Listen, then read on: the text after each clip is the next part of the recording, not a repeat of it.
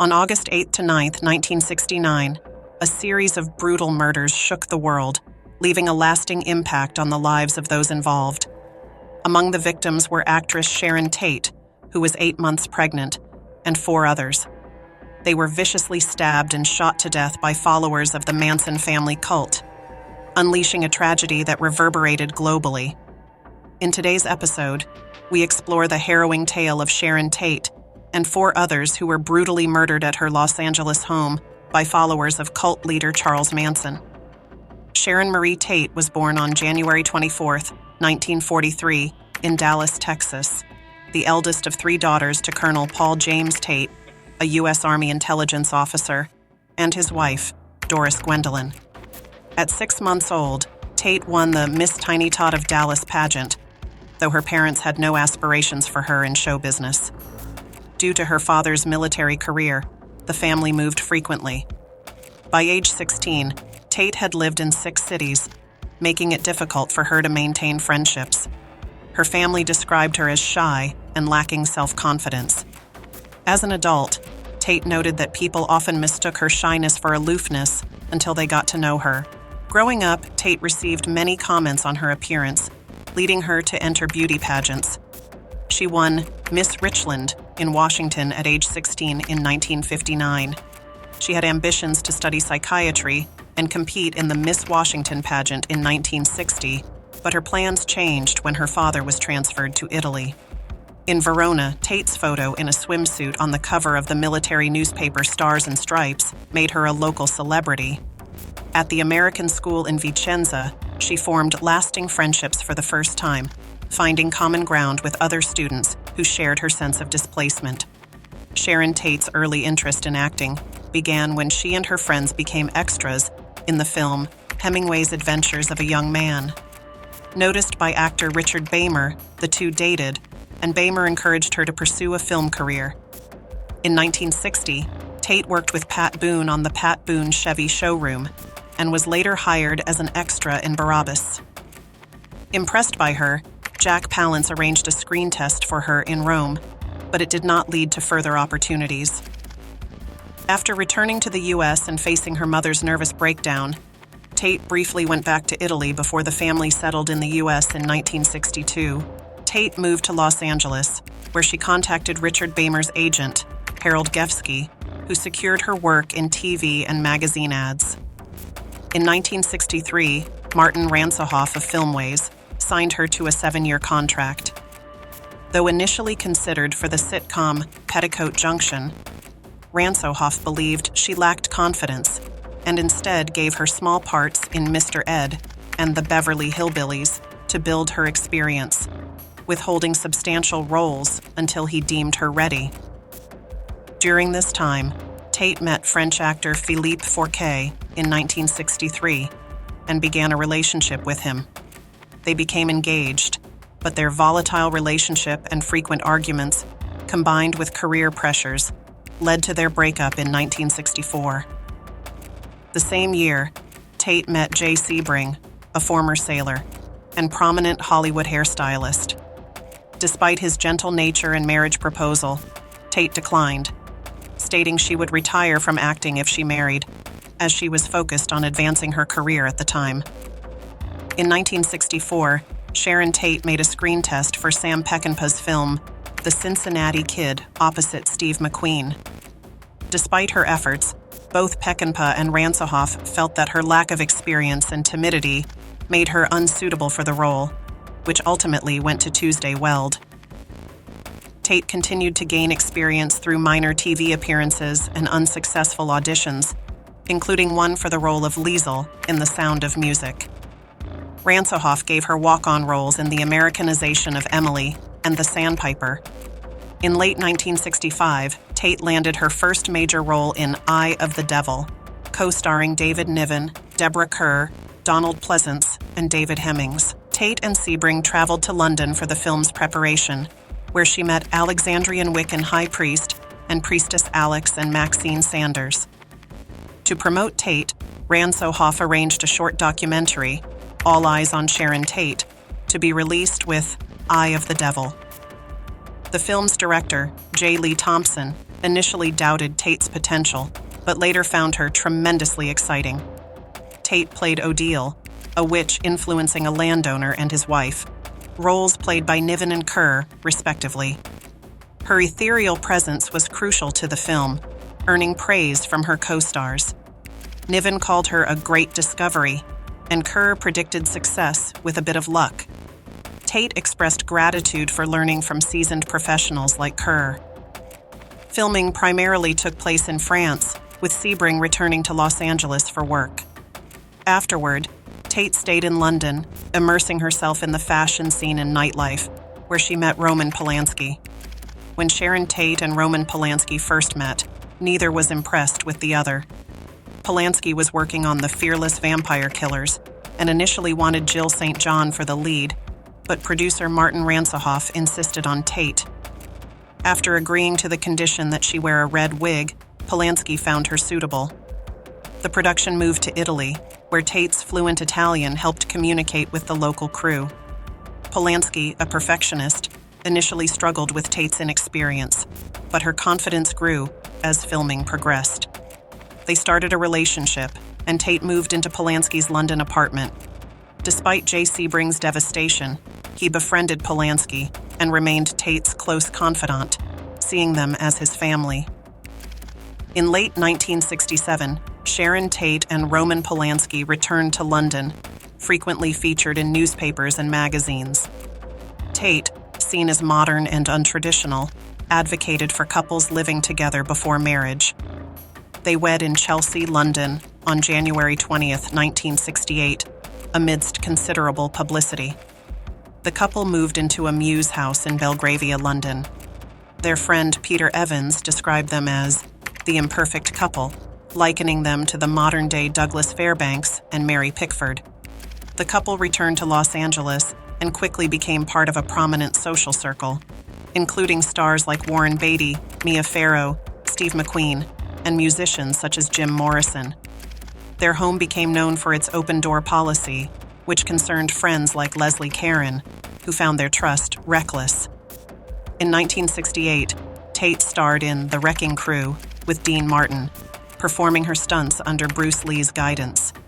Her comedic performance received praise, earning her a Golden Globe nomination and other accolades as a promising newcomer. Tate and Polanski moved to 150 Cielo Drive in February 1969, thrilled with their new love house. Tate's career continued to rise, and she chose to star in the comedy The 13 Chairs. She became pregnant in late 1968, and in March 1969, she began filming in Italy while Polanski worked in London. Tate returned to Los Angeles in July 1969, preparing for the birth of their child while staying with friends Wojciech Frykowski and Abigail Folger until Polanski's return. On August 8, 1969, Sharon Tate hosted actress Joanna Pettit for lunch at her Los Angeles home, expressing her disappointment over her husband Roman Polanski's delayed return from London. That same day, Polanski called Tate, while her younger sister Deborah phoned to arrange picking up a saddle Sharon had bought for her during her recent trip to Europe. Tate politely declined, suggesting they come another time. Later that evening, Tate joined friends Jay Sebring, Wojciech Frykowski, and Abigail Folger for dinner at El Coyote Cafe, returning home around 10:30 p.m. Little did they know, their evening would tragically end in horror. Shortly after midnight, members of the Manson family cult broke into Tate's home. They brutally murdered Tate, who was 8.5 months pregnant, along with her friends Sebring, Frykowski, and Folger. Earlier that night, Stephen Parent, a young man visiting the property's caretaker, had also been killed in his car in the driveway. When Tate's housekeeper Winifred Chapman arrived the next morning, she discovered the gruesome scene. Inside the house, Tate and Sebring were found hanging from a support beam in the living room, bound together with a rope around their necks. Frykowski and Folger were found on the front lawn, victims of multiple stab wounds. The coroner's report revealed the extent of the brutality. Tate had been stabbed 16 times, with 5 of the wounds being fatal on their own. Shockingly, the investigation found that Tate had been alive when hanged, dying almost instantly from severe bleeding. This horrific event shook Hollywood and the nation, marking a tragic end to the promising life of Sharon Tate and her friends, and forever linking their names with one of the most infamous crimes of the 20th century. Police immediately focused their attention on the only survivor at the crime scene, William Garretson, who lived in the guest house just a short distance from Tate's residence. Garretson was taken in for questioning as investigators sought any clues that could shed light on the brutal murders. During interrogation, Garretson recounted that Stephen Parent had visited him around 11:30 p.m. that night and departed shortly afterward. He maintained that he had no involvement in the murders and possessed no knowledge that could aid the investigation. To substantiate his innocence, Garretson willingly underwent a polygraph test, commonly known as a lie detector test, which he passed. Satisfied with Garretson's account and the results of the polygraph, police concluded that he was not a suspect in the killings. He was subsequently released from custody, leaving investigators to grapple with the chilling mystery of who could have perpetrated such a heinous and senseless act. As the investigation continued, the Manson family, led by the charismatic but deranged Charles Manson, emerged as prime suspects in the brutal murders. Manson's twisted ideology and his followers' blind devotion to him painted a picture of a cult capable of unimaginable violence. The shocking brutality of the tate-labianca murders sent shockwaves through Hollywood and beyond, forever altering perceptions of safety and innocence in America. Roman Polanski, devastated by the news of his wife Sharon Tate's brutal murder, immediately returned to Los Angeles from London. Police, eager for any leads, questioned Polanski extensively about the events leading up to the tragic night and his knowledge of Tate's friends who were also victims of the Manson family cult. On Wednesday, August 13, 1969, Sharon Tate was laid to rest in Holy Cross Cemetery in Culver City, California. She was buried holding her son, Paul Richard Polanski, in her arms, a child she would never get to know, named posthumously after both of his grandfathers. The funeral for Jay Sebring, another victim of the Manson family, was held later the same day. The timing of their services allowed mutual friends to pay their respects at both ceremonies, underscoring the profound impact of their deaths on their loved ones and the community. The murders gained widespread media attention, with Life magazine dedicating a comprehensive article to the tragic events. The article included haunting photographs of the crime scenes, including one of Polanski standing by the entrance of the house where the word pig was scrawled in Sharon Tate's blood. This bold move sparked controversy and criticism, as many questioned the appropriateness of such a photo shoot during a time of profound grief and shock. Polanski defended his decision, explaining that he hoped the shocking imagery would compel someone with information to come forward and help identify those responsible for the senseless killings. The brutal murders of Sharon Tate, Jay Sebring, Wojciech Frykowski, Abigail Folger, and Stephen Parent sent shockwaves through Hollywood and beyond, leaving an indelible mark on American society. The quest for justice and closure would become a lengthy and complicated journey, revealing the disturbing motives and ideologies behind the Manson family cult. The tragic deaths of Sharon Tate and her companions sparked a surge of public interest and curiosity about the victims, leading to a resurgence in Tate's films that achieved newfound popularity. However, amidst this newfound attention, some media outlets sensationalized the murders, speculating on motives and even publishing misleading photographs purportedly depicting Tate at satanic rituals, which were actually stills from her film Eye of the Devil. Friends and colleagues of Tate, such as Mia Farrow and Patty Duke, spoke out against these distortions, painting a more accurate portrait of Tate as a gentle and kind-hearted person. Roman Polanski, grieving and outraged by the media frenzy, publicly criticized journalists for their focus on the sensational aspects of the case, rather than celebrating Sharon Tate's life and talent. He lamented their failure to acknowledge her positive qualities and accomplishments. The atmosphere in Hollywood became increasingly tense in the aftermath of the murders. Reports circulated that many celebrities were leaving the city, while others bolstered security measures at their homes with alarms and guards. Journalist Dominic Dunn vividly described the pervasive fear and paranoia that gripped the community, highlighting how even iconic figures like Steve McQueen felt compelled to carry firearms for protection at public events. In September 1969, a significant breakthrough occurred when members of the Manson family were arrested on unrelated charges. This eventually led authorities to link them to the Tate-LaBianca murders. Shockingly, it was revealed that the motive behind the killings was not personal animosity towards Sharon Tate or her friends, but rather the Manson family's twisted belief that the house, previously rented by record producer Terry Melcher, held significance in their apocalyptic vision.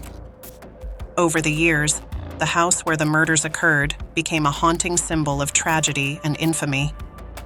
In 1994, it was demolished and replaced with a new residence, marking a symbolic effort to move past the horrors of that fateful night while never forgetting the lives lost and the impact on their loved ones and the wider community. The Tate-LaBianca murders left an indelible mark on American culture, influencing perceptions of celebrity, safety, and the darker side of fame. The case remains a chilling reminder of how deeply violence can penetrate even the most seemingly protected corners of society, forever altering the lives of those involved and leaving a legacy that continues to fascinate and disturb generations. Sharon Tate's life, tragically ended in 1969, continues to remind us of the devastating impact of senseless violence. Her promising career and vibrant spirit stand as a poignant contrast to the brutality that cut her life short. Thanks for tuning in to this episode of Crimes Abroad. Don't forget to subscribe to stay updated. Your support means a lot to us. Feel free to reach out to crimesabroad@outlook.com for more cases. Stay safe, stay informed, and we'll see you next time.